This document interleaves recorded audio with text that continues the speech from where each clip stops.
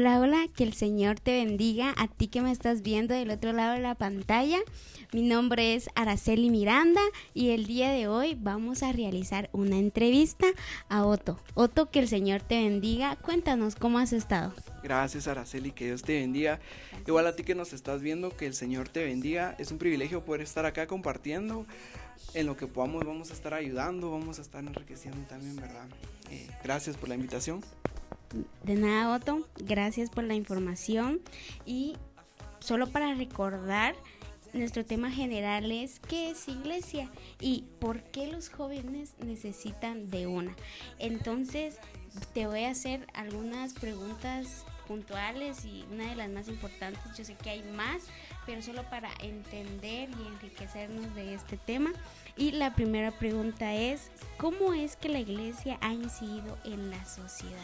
Pero más específico, ¿cómo es que la iglesia ha incidido en los jóvenes hoy en día? Pues la verdad es que es una pregunta muy interesante. Podemos analizar el contexto histórico y social que hoy también pues los jóvenes han tenido, ¿verdad? Podemos ver que a nivel nacional los jóvenes han tenido una incidencia bastante amplia gracias a que las iglesias han aperturado esos espacios para que el joven pueda desarrollar un ministerio, pueda desarrollar también sus habilidades dentro de la iglesia, ¿verdad? Eso hablando desde el punto de vista actual, ¿verdad? Pero también me gustaría contestar esa pregunta desde un punto de vista histórico, y es que remontándonos, ¿verdad?, a las primeras comunidades en donde se puede ver una figura de iglesia, se me ocurre poder citar las primeras sinagogas del pueblo judío, cuando los judíos se reunían en las sinagogas para poder adorar y buscar a Dios, para poder meditar en la ley. Pues eran comunidades formadas por familias, formadas por padres de familia, también eran formadas por jóvenes, ¿verdad? Algo bien interesante, como un dato curioso que nos narra la historia y nos cuenta, es de que el joven adquiría la madurez o se le llegaba a considerar adulto al hombre, ¿verdad?, hasta el cumplimiento de los 30 años, ¿verdad? Entonces hay un rango de edad en donde la madurez, el conocimiento, el joven iba a ir adquiriendo, ¿verdad? Y también la participación dentro de los puntos litúrgicos de estas comunidades, en este caso las sinagogas, ¿verdad? Cómo se desarrollaba esta comunidad de iglesia en ese tiempo y la incidencia de los jóvenes. Otro punto que se me ocurre mencionar es también los primeros cristianos a lo largo de la historia también han tenido incidencia por parte de los jóvenes, y es que podemos ver que la comunidad cristiana, los cristianos primitivos, estaban formados por familias, comunidades también pequeñas, humildes, que se reunían en las casas para poder adorar y buscar a Dios, ¿verdad? Es bien interesante porque dentro de una casa, en un hogar, en una familia, hay jóvenes, ¿verdad? Entonces pensemos también cómo los jóvenes tenían participación al momento de poder buscar a Dios en las familias, en las casas, en donde los primeros cristianos se reunían, ¿verdad? Algo interesante con este tema es de que en el libro de Hechos, capítulo 11, versículo 16, se nos narra y se nos dice que en Antioquía se les dio por primera vez, se les denominó a los creyentes como cristianos, ¿verdad? Entonces, para poder tener eso en mente, ¿verdad? Y cómo es que estos cristianos estaban formados por jóvenes, ¿verdad? Gracias, Otto, por responder esta primera pregunta, y es muy interesante ver algunos de los rasgos, yo sé que son pocos, pero más relevantes que la iglesia ha tenido en la sociedad, pero sobre todo en la juventud. Y esta pregunta nos abre paso a la segunda, y es ¿cuáles son algunos de los aspectos positivos de tal incidencia en la sociedad, pero también en la juventud? Sí, la verdad es que la juventud ha tenido bastante labor a favor del quehacer de la iglesia, y podemos citar algunos que también la historia nos enseña. Por ejemplo, en la época de la Reforma hubieron pues pensadores, reformistas, también un rango de edad que podríamos catalogar como jóvenes, ¿verdad?, a los cuales pues ellos, motivados por el sentir de reforma, de cambio, de transformación, promovieron en sus espacios, en sus comunidades de fe, avances que pudieron determinar un mejoramiento en esa misma comunidad de fe. Tal avance podría ser el de la salud, al momento de que varios, con la intención de poder impactar de manera positiva a su comunidad, fundaron hospitales, fundaron centros de salud, clínicas, ¿verdad?, para poder atender a los enfermos de las distintas comunidades. Podemos también hablar sobre el tema de la educación, y para eso pues es bien interesante para el que nos está viendo, ¿verdad?, cuando tenga la intención de poder estudiar un poco sobre la historia de algunas universidades famosas a nivel mundial. Pues varias de estas universidades fueron fundadas por misioneros, fueron fundadas por personas de fe. Eso nos da también un parámetro, o nos indica, ¿verdad?, que los jóvenes tenían también cierta incidencia a favor de la comunidad por medio de la fe, ¿verdad? Podríamos citar también un libro que en lo personal me ha gustado bastante. Este libro se llama La ética protestante y el espíritu capitalista. Lo escribió un autor llamado Max Weber, en donde se hace la transformación del cambio de pensamiento cuando se percibía la economía, ¿verdad? Cómo se percibía la economía. Y esto lo vemos reflejado cuando los jóvenes están teniendo el deseo de emprender un negocio. Entendemos que el emprendimiento proviene de alguien que tiene la necesidad, pero también tiene el deseo de sobresalir, ¿verdad?, salir adelante. Eso es algo que caracteriza más a los jóvenes, que tal vez a un público un poco más adulto. El público, las personas adultas tienden a estar un poco más tranquilas en su área ya de trabajo formada, ¿verdad? Ya estoy tranquilo aquí, ya me desarrollé aquí, ¿verdad? El emprendedor por excelencia podríamos decir que es el joven, ¿verdad? A partir de este pensamiento de que los jóvenes son emprendedores, este libro nos viene a dar una idea de cómo la economía puede ser transformada a través del capital, de la propiedad privada y estos temas, ¿verdad? También podríamos citar en el ámbito de la política los esfuerzos para poder transformar el pensamiento social, a manera de que se pueda también generar una transformación en cuanto al desarrollo de la política, de la democracia, de todos estos aspectos que se están llevando a cabo en estas áreas, ¿verdad? Los jóvenes, por medio de la fe, han incidido a favor de la sociedad para que puedan lograr una transformación y mejorar las condiciones de vida. Qué reconfortante esta respuesta. Podríamos decir que, en otras palabras, uno de los cambios positivos, o uno de los aspectos positivos que la Iglesia dio a la sociedad de la juventud fue libertad, fue conocimiento, paz, verdad.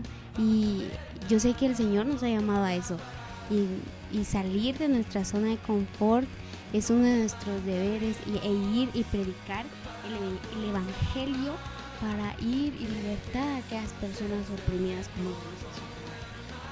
Y esta pregunta nos abre a la última. Y dice: si la historia nos revela estos acontecimientos, ¿cómo ves que hoy en día los jóvenes consideran a la Iglesia y su fe de distintas formas? Porque efectivamente muchos de nosotros percibimos la Iglesia y la fe de distintas formas, muchas de ellas positivas y verdaderas, pero muchas otras erróneas y negativas lastimosamente. Y si pudieran mencionarnos algunos aspectos de estas formas. Sí, la verdad es de que la experiencia, pudiendo también identificar algunos tipos, ¿verdad?, dentro del contexto actual de nuestra iglesia, podemos determinar también cuáles son esas características que mencionas, ¿verdad?, de los jóvenes, cómo ellos están percibiendo a la iglesia hoy en día, ¿verdad? Pues ya hablábamos de un contexto histórico, ¿verdad?, cómo los jóvenes habían tenido cierta incidencia, pero ahorita también vale la pena mencionar, como bien me preguntas, cuáles son esas tipologías, ¿verdad? Entonces, pues me gustaría mencionarte 5, que son las que yo creo concretaría bien la respuesta a esta pregunta. Uno de ellos es aquellos jóvenes que profesan una fe, que son creyentes, pero podríamos agregarle a esta palabra creyentes religiosos, ¿verdad? Son creyentes que sí aceptan que tener una fe, pero se van más por la línea del cumplimiento doctrinal de su propia fe, ¿verdad? Se sienten más satisfechos al momento de solo cumplir con el espacio doctrinal, ¿verdad? ¿Cuál es el riesgo de esto?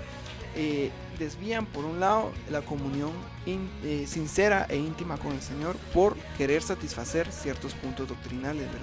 Un segundo punto podríamos mencionar aquellos creyentes pero que no practican la fe, ¿verdad? No son partidarios de practicar los puntos doctrinales de su fe, es decir, aquellos creyentes que no practicantes. En este caso, estos jóvenes pues hemos podido identificar que sí, ¿verdad?, pertenecen a un grupo de fe, pero no se amoldan o no se amoldan al establecimiento doctrinal que su comunidad de fe le está enseñando. Un tercer punto, y me llama mucho la atención es acerca de aquellos jóvenes creyentes. Me gustaría denominarlos posmodernos mágicos, es decir, aquellos jóvenes que están bien metidos, ¿verdad?, con esto de la tecnología. De esto habla un poco el posmodernismo, ¿verdad?, que están bien inmiscuidos en esto de las redes sociales y todas estas estrategias que podemos encontrar. ¿Cómo es que ellos perciben la fe? Pues déjame explicarte. Al momento de que nosotros estamos también bien latentes, ¿verdad?, en el espacio de las redes sociales, de la tecnología, pues esto viene a facilitarnos bastante nuestro estilo de vida, nuestra cotidianidad. ¿Cómo es que esto se adapta a la fe? Y es que nosotros queremos que se haga todo rápido, ¿verdad? Nosotros queremos que todo se haga de la manera más rápida posible. Todo instantáneo. Queremos que todo sea instantáneo, ajá. Y se nos olvida que para todo en la vida hay procesos, en la vida hay que ser paciente, en la vida hay que esperar, saber esperar, ¿verdad? Y son personas que rápido quieren que se hagan las cosas, ¿verdad? Esa es su cosmovisión de la fe. Yo quiero que Dios actúe rápido a mi favor. Yo quiero que Dios sane. Yo quiero que Dios provea rápido. Yo quiero que Dios me bendiga rápido, ¿verdad? Podríamos mencionar un cuarto punto en cuanto a los jóvenes. Y son aquellos jóvenes que me gusta llamarlos cristianos sin cristianismo. Son aquellos jóvenes que tienen de título, ¿verdad?, se autodenominan cristianos, pero su actividad, su actuar no determinan esa misma fe, ¿verdad? Todo lo contrario. Niegan la fe a través de sus actos, pero se autodenominan cristianos, ¿verdad? Cristianos sin cristianismo. Y el quinto tipo de joven que podríamos mencionar es aquel cristiano latente, aquel joven que de verdad ha querido tener una comunión con Jesucristo, que ha querido tener un verdadero encuentro con Jesucristo, que ha decidido tomar su cruz y seguir a su Salvador, ¿verdad? Entonces, estos son los 5 tipos de jóvenes que podemos mencionar, ¿verdad? Y cómo es que la iglesia ha incidido en ellos, pero también ellos de alguna manera inciden en la iglesia y en su contexto, ¿verdad? Podríamos mencionar muchos más, hay bastantes, ¿verdad? Pero estos son algunos de los que podríamos rescatar y de los que están más presentes dentro de nuestras comunidades de fe, ¿verdad? Claro, tienes mucha razón, y yo sé que en algún momento de nuestra vida nos hemos identificado con estas características que tú acabas de mencionar ahorita, y pienso que es natural, pero deberíamos de trascender a ser cristianos jóvenes latentes y no quedarnos estancados en una forma de vivir y de ver el cristianismo y la iglesia. Y el apóstol Pablo, ya para finalizar, el apóstol Pablo le escribe a Timoteo y le da una serie de recomendaciones, lo aconseja, lo guía y lo ayuda a seguir adelante, y que él pueda ser día a día un joven cristiano trascendente en su diario vivir. Entonces me impacta mucho este versículo y se lo voy a leer. Quiero que te lo quedes para que tú analices y puedas tomarlo para tu vida y puedas leer. Te invito también a que puedas leer las 2 cartas de Timoteo, porque pues nos enseñan y nos guían y nos ayudan a tener una vida cristiana latente día a día. Y dice, segunda carta a Timoteo 1:13, dice: sigue la enseñanza que te di como ejemplo, pues conduce a una vida recta. Manténla con la fe y el amor que tenemos como seguidores de Jesucristo. Entonces, efectivamente, sí, joven que nos estás escuchando ahí del otro lado de la pantalla, sí hay una manera de vivir conforme a la palabra de Cristo que es latente y no es dormida, no, que sobrepasa nuestros límites, que nos hace mejorar día a día. Y te damos muchas gracias por llegar a responder estas preguntas y hacer que nosotros lleguemos a esta conclusión que nos refleja una gran verdad. Espero que estas preguntas no se queden ahí para ti, sino que puedas reflexionar, buscar, indagar, interesarte y poder construir nuevos conocimientos, pero sobre todo aprender a reconocer que nosotros como jóvenes necesitamos de una iglesia y la necesitamos para nosotros ir y hacer la verdadera tarea que el Señor nos ha encomendado, y sobre todo nosotros mejorar y salir de nuestra zona de confort, de si en dado caso nos encontramos en una de estas características que tú acabas de exponernos. Que el Señor te bendiga y bendiga a tu familia. Te mando un abrazo en el nombre de nuestro Señor Jesucristo.